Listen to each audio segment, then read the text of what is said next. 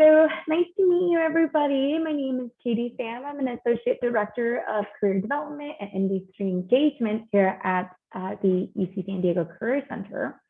And essentially, my role is a hybrid role.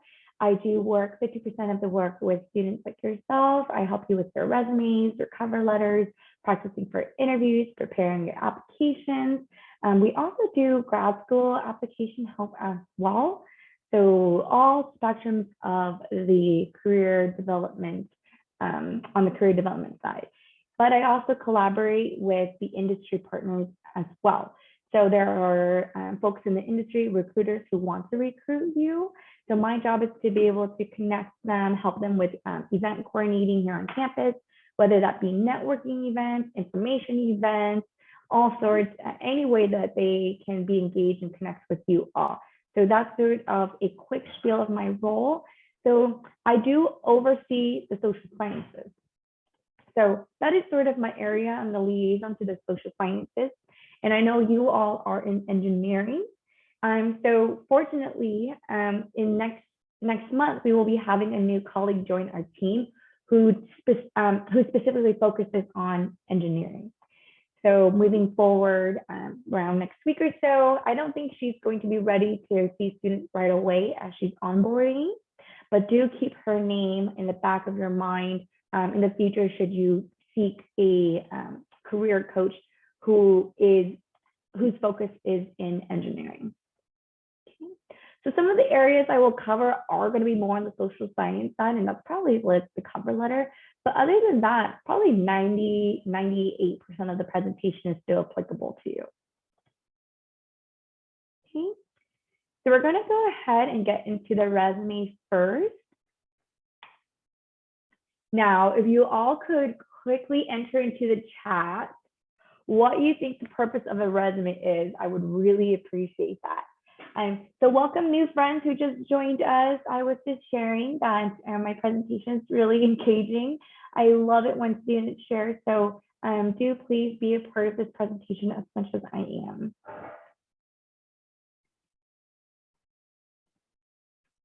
Thank you, Alejandro. Alejandro says to get your foot in the door for an interview by sharing who you are. Have you listened to this presentation before? Give your potential employer an idea of your capabilities. Yes, exactly. Showcase skills and past experience. Good. To give potential employers an idea of your prior experience. Exactly. Summary of your qualifications. Nice. Oh, you are so smart. So exactly. The resume isn't to get you the job, right? Because you're not at that stage yet. The resume is to get you an interview, get you a chance to chat with them, to share a little more about your story, to convince them that you are the ideal candidate. So the resume is to get you to that first step of engaging with them, which is the interview.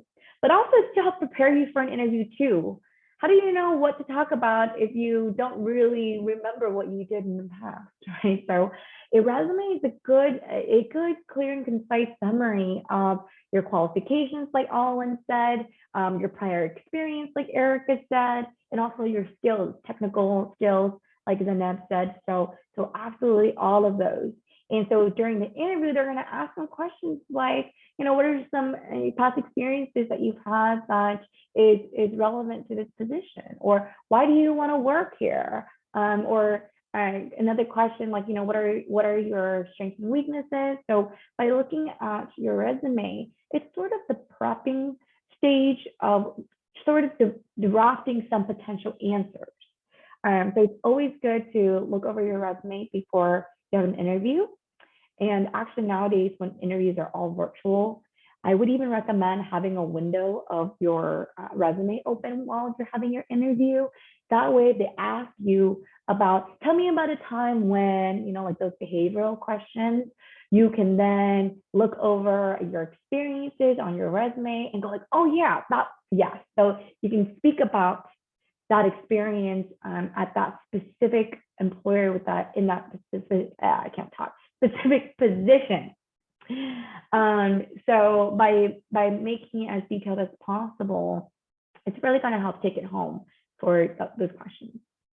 And then of course to boost your confidence. So I know sometimes we look at a job description, a JD, and it just sounds so fancy. It just sounds so technical and advanced. But the resume is a nice collection of all of our experiences. And by looking at your own resumes, I hope you do feel a sense of pride in the work that you have been able to do so far. Okay, so thank you so much, all the friends who've inputted some answers in the last question. Now, my next question is, how much time do employers typically spend scanning a single resume?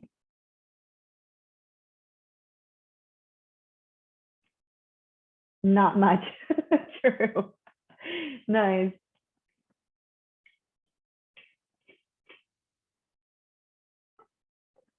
Couple minutes, 5 minutes if you're lucky.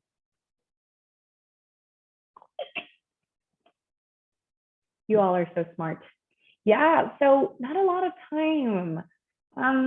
15 to 30 seconds approximately. And Erica is right. 5 minutes if you're lucky. If they're like, so far they're seeing some good stuff and they're like, oh, okay, then maybe we'll get it for 5 minutes. In my role now, I have looked over some resumes to decide whether or not to invite a candidate, an applicant for an interview. And I hate to admit it, there were some resumes that I didn't spend that much time on.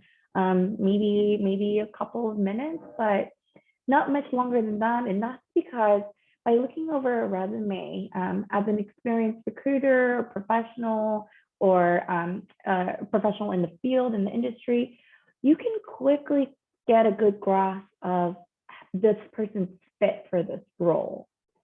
And so sometimes even before we look at their resume, we already have a sort of a rubric, a guideline of the type of candidate we're looking for, the type of skills, the type of experiences that we're keeping an eye out for. And by looking at the resume, we can sort of see if this person is going to align with that. And now as applicants, you're going to be like, okay, like, how do I know what you're looking for? Like, how do I align myself with my resume with the candidate you're looking for? And the answer is the job description. Okay, use the job description as if that is your rubric and your professor is assigning you a paper, an essay. So definitely pay attention to that. Okay, so some basic formatting in case you have some friends here who have not had a lot of experience creating a resume. Essentially, you want to have a 1 inch to 1/2 inch margin all around. You can play with that as long as it's going to help with the aesthetics of your resume, but no much more than 1 inch and less than 0.5 inch font. So here's this 10 to 11, but honestly, 10 is a little small for me. 12 is too big for me. So I think 11 is the perfect balance, but it just really depends. Like maybe you have a lot of content and you just have to, reduce the font size to 10 in order to fill out a page, then totally understandable. As long as it looks nice, that's fine with me. Font, of course, it's like an essay. Don't choose like Comic Sans or anything. You do want to come off as professional to your employer. And this resume of yours is very personal. That's their impression of you, their first impression of you. So you want to give off a really professional first impression. Length, 1 or 2 pages is okay. I know traditionally a lot of folks are like 1 page only, just absolutely 1 page. Actually, we have data that supports that 2 pages is okay. And even sometimes it's preferred or more competitive to have a 2 page. But the caveat of that is if you're going to do 2 pages, you have to fill up the whole 2 page. So no white space in the second page, no like 2 lines, 3 lines on the second page. That's just awkward, right? In that case, let's work on condensing your resume so that you have a really solid 1 pager. Okay. And then of course the applicant tracking system. So you all are engineers, I'm assuming. You all are in the field of engineering. And most likely the roles that you're applying to are going to have a lot of applicants, especially if you're going to be applying to tech companies or really big name ones. Those people are going to see hundreds, if not thousands of applicants. So in order for them to sift through all of the resumes, you can't really have one person, a human person, being going through like thousands of resumes, right? We don't have that much bandwidth. They're going to be using an AI, so and a machine learning system that essentially compares your resume with the job description, and it picks up how many similar keywords you've used in a resume that was used in the job description. And so because of this, the machine it gets all wonky with like boxes, graphics, any type of graphic design things on there, text boxes, tables even. So just avoid all of those. You know, the single line under your heading, each section heading is okay, but don't get too creative about that. They're more looking at the content of your resume, not how nice and graphically designed it is. And this is pretty much a given. Leave out your photos.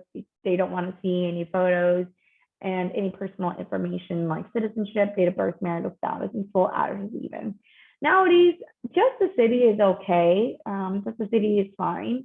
And if you're open to remote work, you can always identify that as well. And of course, no matter what you do to your resume, keep it consistent. If you're going to use one font for your section heading, make sure you use the same for all section headings. If you're going to use another font for your bullet points, make sure you do the same. And for your dates as well, just keep all those dates the same format. Okay, so here is some quick resume tips. You want to tailor each resume to the position that you're applying for. Okay. Remember what I said about the job description being your rubric? So sometimes the job description is going to phrase something differently, or they're going to talk about a certain area, and maybe you have experience in that, but you just didn't include it in your bullet points. So that's why it's always good to compare the job description to your resume. Because let's say you were in an internship for 3 months or 6 months or even a year, and now you're reducing that to 3 bullet points. Right. So I'm sure there are some things that you didn't include that didn't make the 3 bullet point cut. But in the job description, they might be looking for that task that you cut it out. So it's always good for you to look over the job description, compare it with your resume, see if there are any information that they've asked for in an ideal candidate in the job description, and then see if you forgot to include that or not. So then that way you can add it on there. It is a pain in the butt just to have to do that for every position, but I always compare doing this, like tailoring your resume and cover letter to the position, like sort of shooting an arrow to a target. So by not tailoring your resume or your cover letter and sending it into a job, it's almost like shooting a target, but blindfolded.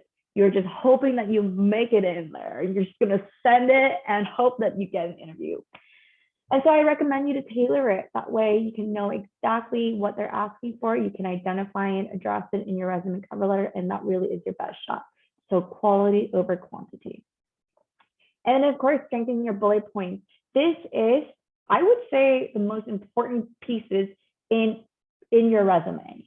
So think about it. That's the experience section. This is where the employers are going to weigh whether or not you are a good fit for the position you're applying for. And they're going to look at your bullet point section. So invest in those bullet points and make sure they are really solid and help highlight the best part of you.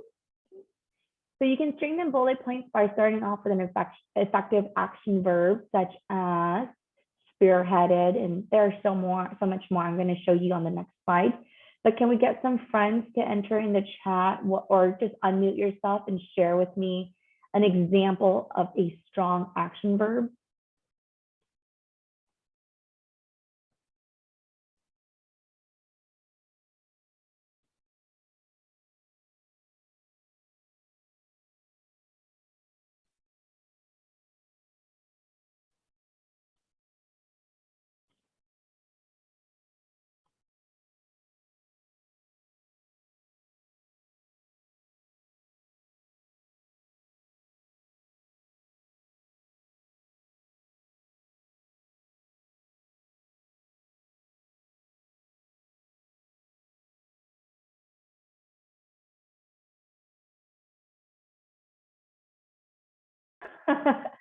Thank you, Erica. No worries. Okay, well, thanks for enlightening me. So I'm happy to go over some example action verbs with you all.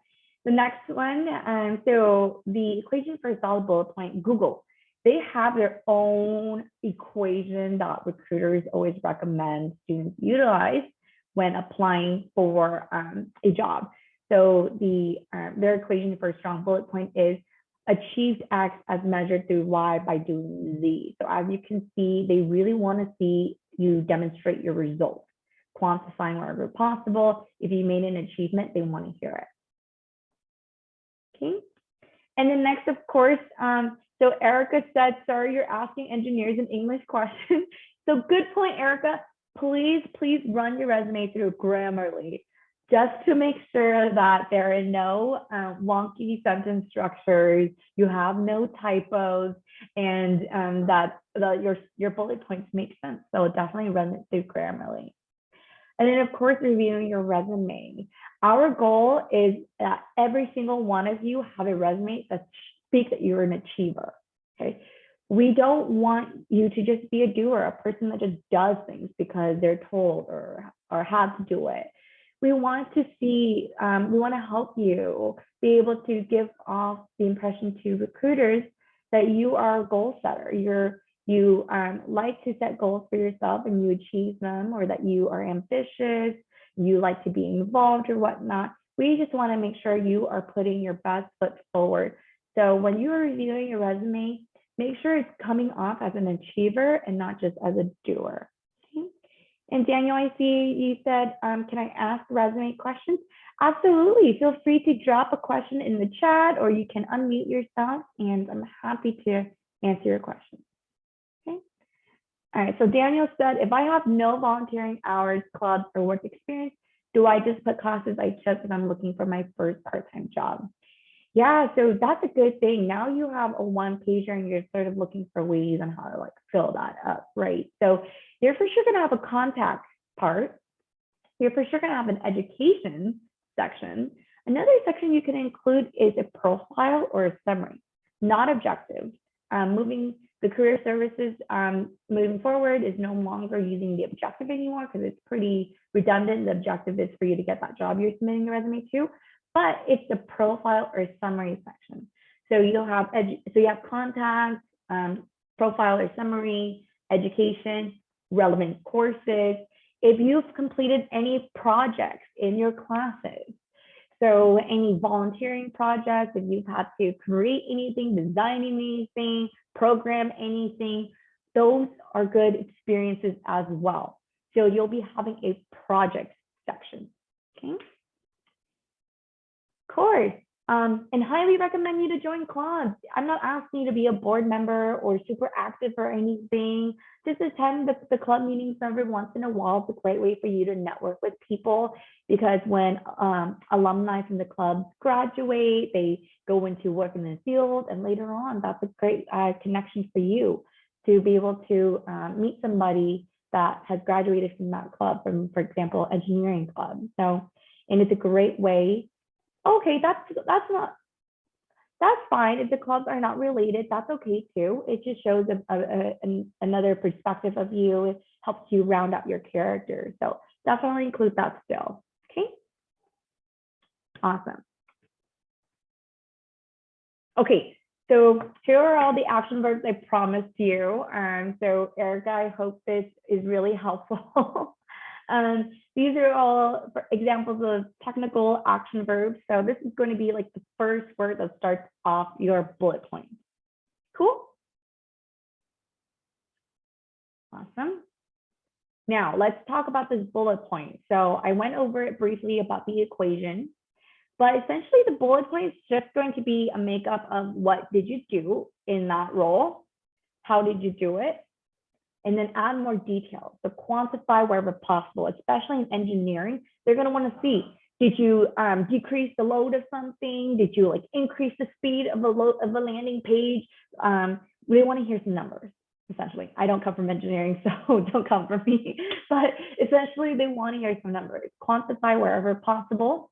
If you collaborated with a team, add that. How big was the team?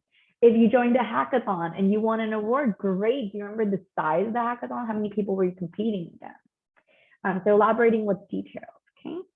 And if you used any sort of programming to do that specific task, then include that task, that programming in there. And then what were the results? So as I mentioned earlier, with Google, they want to hear the results first. It's so important. That's something that a lot of students overlook, is demonstrating results. So this is really what's going to take you from a doer to an achiever. Okay. That's going to really help elevate your profile in your resume. So let's go over some examples. Won second place out of 50 teams in Hackathon at New Jersey Tech by working with 2 colleagues to develop an app that synchronizes mobile calendars. Good examples so far? So these other 2 ones aren't really related to engineering, but I hope you still find the examples helpful. Okay. Awesome. So now you've been hearing me say so much, tailor your resume, tailor your resume. And so, as I said earlier, look at the job description. We call the job description the employer's checklist. So their ideal candidate is going to check off most, if not all of those things on their job description. Now, your job to be able to align yourself with their ideal candidate is by checking that off on your resume, as much things as you can, okay? And later on in your cover letter as well. So if you could print it out, that way you can closely study it, highlight or whatnot. If not, copy paste onto a Word doc. And underline keywords or phrases, we call them buzzwords or buzz phrases that stick out to you. And as you're reading through them, and if that seems important, it probably is. So make sure that if you have that, make sure you address that in your resume. And then sometimes we forget too that we have done something, and we look at the job description and we're like, oh yeah, I've done that before. I just didn't write it like that. So feel free to add it onto your resume now and use the same verbiage. So remember what I was saying about the ATS system. By utilizing the same verbiage, it's going to show not only you align with the industry knowledge, but you also are going to match the keywords that the ATS system is using to determine if you're a good fit. Okay. And then next one, I already mentioned that. Your goal is to check off most items in the employer checklist. All right. So I briefly mentioned this, but I'm going to really take it home with you now. So your professors here at UC San Diego might be assigning you some essays, right? So how do you're given a prompt, sure, but how do you know if you're going to do well in that essay? So I guess maybe now in colleges, not a lot of professors give out rubrics anymore, but let's just remember back on in our high school and middle school days. They'll give you a rubric, right? They're like, okay, 5, 4, 3, 2, 1, like whether it's like a whole table, if you identify that, check that, and so that's how they're going to determine if you get an A in your essay, right? Now on the employer end, they're going to use the JD. So that's sort of the equivalent to the rubric. They're going to use the JD to determine whether or not your resume is speaking their language. Your resume is showing that you're the ideal candidate they're looking for. So study the JD. Okay, let's go over some examples now. Okay, so this is a resume template. It's pretty general, because again, this should be applicable to every student of every major. I'm going to show you some other engineering resumes. That way you can get a better feel for what guidance, which model you should be aligning yourself with. But remember, as I was mentioning earlier, so contact up here, summary or profile, don't do slash, okay? Don't do forward slash, just choose one. And then education, and if you were a transfer student, you can include this, your CC as the second university college here. If you are a first year or second year and you still want to include your high school information, absolutely do that. but after your second year, you can no longer include high school information anywhere in your resume. Okay, it's kind of looked down upon if you still use high school information once you're like a senior. Your experience section now. So experience section doesn't have to just say experience section. It could say engineering experience, data experience, programming experience. That way it can become more specific to the industry. Okay. Now, as you can see, 3 to 5 bullet points, starting with an action verb, focusing on results. So all stuff that I've already mentioned. Projects. So you can have an engineering project section. It can say projects, data projects or whatnot.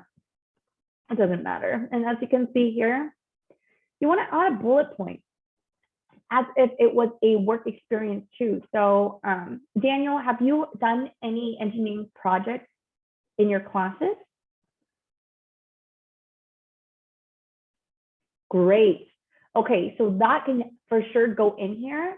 So instead of 1 bullet point here, I want you to have at least 3 bullet points because we're really trying to leverage this experience. That's okay. The employer doesn't know that. Okay, no worries. Even if everyone did the same thing, that's fine. But yeah, so if you don't have a lot of work experience, but you have done projects in your classes, leverage those. Yeah, no worries. Even if it's a group project too. Yeah. Have like 3 bullet points. And of course, if you're involved on campus, great, please include that. They want to know you're a wholesome person.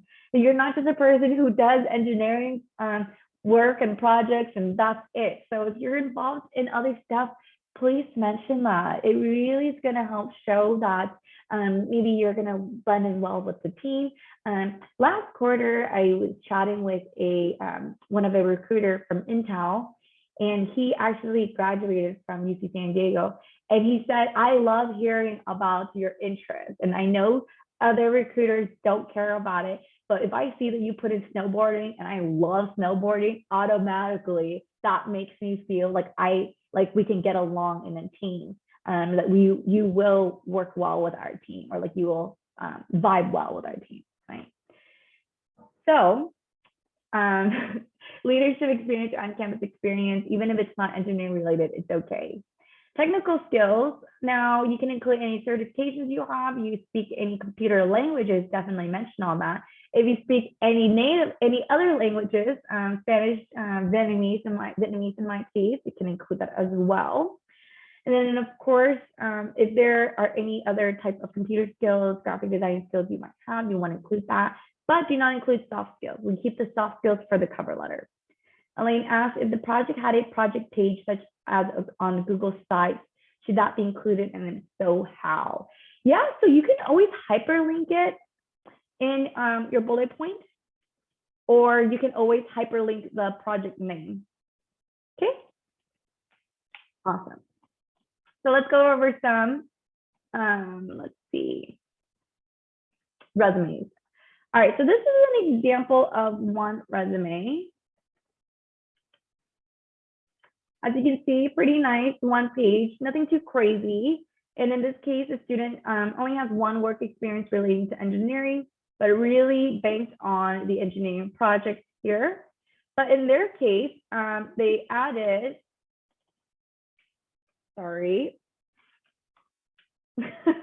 they added the technical skills right above their engineering experience and right below their education. So I know in the example I gave you, the technical skills was at the bottom, but in the case of like engineering field, it's pretty common to have technical skills right at the top, like bam. As soon as the recruiter is looking over your resume, you're already listing out these skills that you have. So as you can see, still including other areas that they're a part of, other water polo, Triton Racing Club. So those are still okay, great for you to include too, okay? Yash asked, so would relevant classes we've taken go under technical skills or under its own category of relevant classes? So it will go as a bullet point. You see this section right here, relevant coursework. So in the case that you need to take up more space, then you can have its own section like this, Okay, you can have its own section. Yep, cool, awesome. So let's go over another one. Here's another, okay, so Alejandro asked, how do we know we should put our skills near the top? It's a personal preference, Alejandro. If you have a lot of like good skills, like technical skills, like for example, you know a lot of computer programming languages, if you speak your own languages, and if you know any like softwares like SPSS, or if you have utilized, like you know how to utilize Adobe Photoshop or InDesign, and you want to put it up there, absolutely do that. It's really just a personal preference. So this one is not engineering. This one is more cognitive science, but I think it's still relatable. So as you can see, fairly similar, right? And right here, instead of just saying work experience or professional experience, that's analytics experience.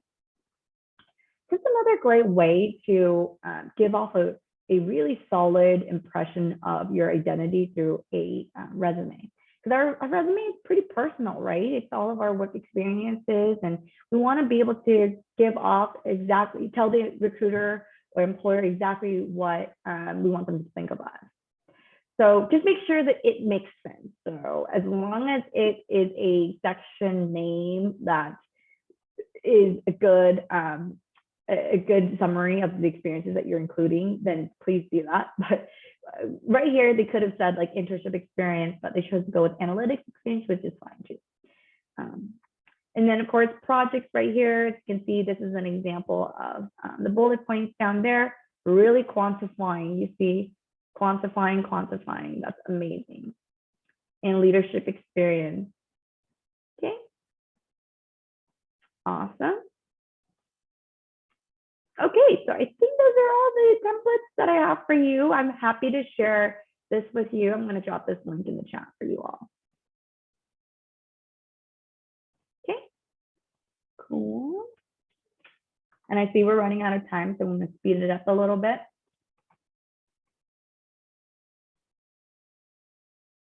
Okay, cover letter. So we have a trained career guide that has an example. You see that yellow book right there. We also have a digital version that has an example of a cover letter, but I also have a cover letter template for you. I'm happy to share so that you can use it as a guide when writing your own cover letter. Typically for engineering, and even in like a lot of like the tech business companies, they're like not asking for cover letters, but it's good to have it just in case they do, right? So that you can at least submit that. And when they do ask for cover letter, absolutely submit one. I've been in an interviewing panel or a panel where we disqualified a candidate because they didn't submit actually, we didn't even disqualify them. HR disqualified them because they didn't meet the required materials. And as I shared for the resume, how important tailoring it is, it's the same importance as for tailoring a cover letter as well. Okay, because the cover letter, if we can take your cover letter right now and send it to a bunch of places in different positions, then it's too general, it's too broad, and that's not a good thing. So we want to make sure that the cover letter is tailored to whatever position you're applying for. And you want to format it like a professional business letter. And I'm going to show you an example so you'll see what I mean by that. But just make sure you have a proper heading on top, your contact info, who you're addressing this letter to, and then you can always add a cherry on top, electronic signature. And I'm going to give you a link too. If you don't have your own electronic signature, you can create one today.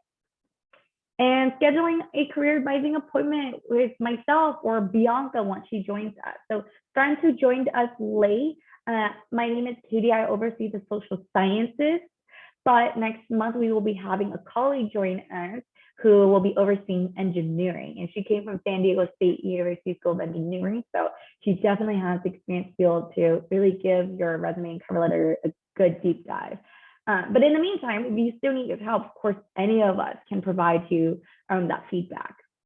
And as I mentioned earlier, don't submit the exact letter for every job you apply to. Okay, so let's go over the pieces. You can use the same contact heading on your cover letter as you did for your resume. That's perfectly fine. And actually that is preferred because it becomes your branding package. And here I have it indented to the left, but you can always like center it, add icons. I have icons in mine, whatever you want to make it a little more special, more you. And in this example, it is going to come from a political science point of view, because again, I oversee the social sciences, but what I'm covering is relatable to engineering as well. So on this section here, you're going to want to include the person who you're addressing the letter to. So in your application, maybe I'll say like, oh, if you're interested, send your resume and cover letter to, or any questions, please write to. So that's great if they reveal it. If not, you can always put like hiring manager, internship coordinator, hiring coordinator, whatnot. And some of the companies you're applying to might have different locations. So pick whichever is closest to where you want to work. Okay. And then of course the date. There you're going to list their name, but again, if you don't know their name, you can say dear hiring manager. And right off the bat, you want to tell them, why are you writing them a cover letter? Why are you writing them this letter? And it's because you want an interview for that position. And a little bit about your educational background, what you're majoring in, what year you're in, are you minoring in anything else? And a little bit about interest in those, showing the interest in how that position aligns with your education background. And then you briefly talk about your professional background. As you can see, we're not giving too much detail just yet. That's more on the second paragraph. And then the last piece is why this employer, and this is probably the most important part of the first paragraph. And the reason for this is you are going to demonstrate an investment in the company. You are letting them know, I've researched their company. I know what's special about you, your purpose. I know your mission. And this is why I'm really interested, not just because of the money, not just because I'm trying to get a job, but because I want to be in an organization where I feel like we have aligned values. Okay. And so how do you even know what the heck to put? Do your research, look into the company, look into the organization, look into any goals of them, that their assignment set, or what their mission is, and then connect with that. Okay. Body paragraph here, you want to talk about 2 to 3 experiences. Now, you want it to be relevant experiences, okay? But if there's another position that's not exactly in engineering, but you can make a case for how there were some transferable experiences or skills, then absolutely include that. As long as it's transferable, relevant to the position. So here, in this example, I talk a little bit about passion for working with immigrant communities. So in your case, whatever it is that you're passionate about, you definitely want to connect that to the position. And then mentioning any professional experience that you've had, but also campus involvement too. If you haven't had a lot of work experience, but you have been involved on campus, or you volunteered, or you tutor students in engineering, include that. Having some experience is better than no experience. And then in this example here, there's only 2 examples. I think there might be, 2 or 3. But in the end, we want to connect back to the JD. So remember how I've always talked about, tailor your cover letter to the job, to the JD. So look at what they're looking for in an ideal candidate, and make sure you mention that, so that you can show, hey, I've studied, I know what you're looking for, and I am who you're looking for. Third paragraph, I promise you the easiest paragraph in your whole cover letter. So you're reiterating your interest. Again, why are you interested in this position or this employer? And then plugging in some positives about you. So some soft skills that you are really good at. Now you're gonna go like, okay, well, I am good at being diligent, or I'm good at being like with my time management. Well, that's great. But again, tailor your cover letter to the job description. What is the employer looking for? And sometimes they'll even tell you on the responsibility or the qualifications. They'll go like, oh, we're looking for somebody that can handle a speedy or high-paced environment. somebody who's a good team player, who can work well with others, or somebody who can balance multiple competing tasks. So they'll tell you exactly what they're looking for. Now plug that into the cover letter. Okay. Then of course, thank you for your time and consideration. And fine. So I know we're almost running out of time, but I'm almost done. So if you need to leave, feel free to head out, okay?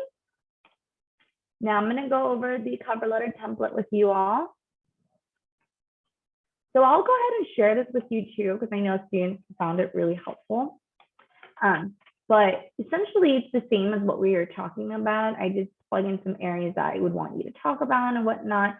Don't see this as something that's forcing you to talk about certain things. And if you want to rewrite it in a way that it sounds more like you, please absolutely do that. If you wanted to talk more about a certain area and less about another area, please do that as well. So just use this as a guidance, not as anything that you need to strictly stick to. So the electronic signature, I love having my electronic signature, especially during the pandemic. I had to sign everything electronically, so it was really helpful. Highly suggest you to take your time to have a professional signature, and you can include that into your cover letter. It just adds a little nice cherry on top. And if you're like, Katie, I really don't want to sign. I have an ugly penmanship, and I just don't write really well. Let me see. I see a friend, Alwyn. So you can always just type in your name, and then you can pick one of these, whatever floats your boat. Okay. So I'll go ahead and drop this for you all. Okay. Hopefully y'all have found these two templates helpful. My goal is to help you be successful. Okay. Now, I know I went over some templates with you all, but is there one way to create your resume and cover letter? No, there is not one way. So as I mentioned earlier, these documents are really personal to you. Please have them sound like you, add your flair to it. The templates only serve as a guideline, okay? Not as any law rule you have to stick to. And with your resume and cover letter, so as I've been saying, make sure you tailor each document to the position you're applying for. So even with your resume, it might be telling a different story. So one resume might be telling a story about somebody who's a programmer. Another resume might be telling a story of somebody who's a product manager or project manager. It just really depends on what information you decide to share. So you can always take out some pieces and plug in some pieces. I highly recommend you to have a master resume, which is a resume that it's for you to keep. You have everything on there. And later on, as you get more advanced into your professional career, you actually will be able to use your resume and plug in some pieces, plug out some pieces, take out, put in like a puzzle. Okay. Whatever is closest to, whatever is most relevant to the job you're applying for later on. So if you're still not convinced that your resume can tell different stories, meet Jonathan Kim. So I love Jonathan's story because he is a very highly decorated Navy SEAL. He was a sniper. Later on, he decided to pursue med school, to be a doctor at Harvard. And then even more so, he became an astronaut. He's like every parent's dream and every student's worst nightmare. So do you think he sent the same resume to each of these positions? I feel like maybe you don't need to send a resume for the Navy, but the answer is no. He did not send the same resume to each of these positions that he's applying for. And so you later on too, you're not going to be sending the same as well. It's going to be a working document that you're going to be changing.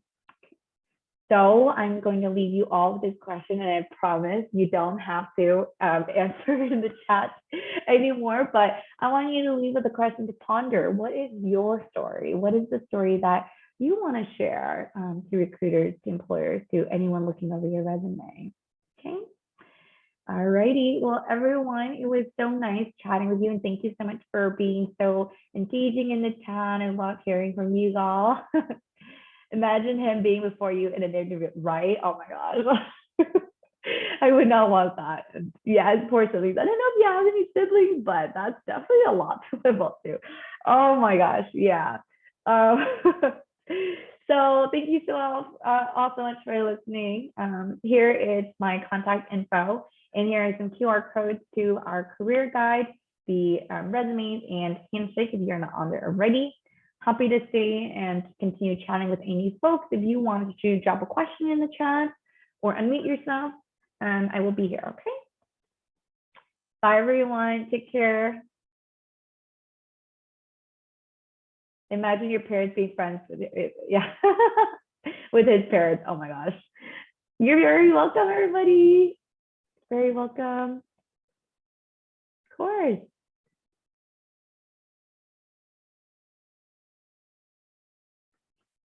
Awesome. Of course, you're very welcome, Alejandro. Take care.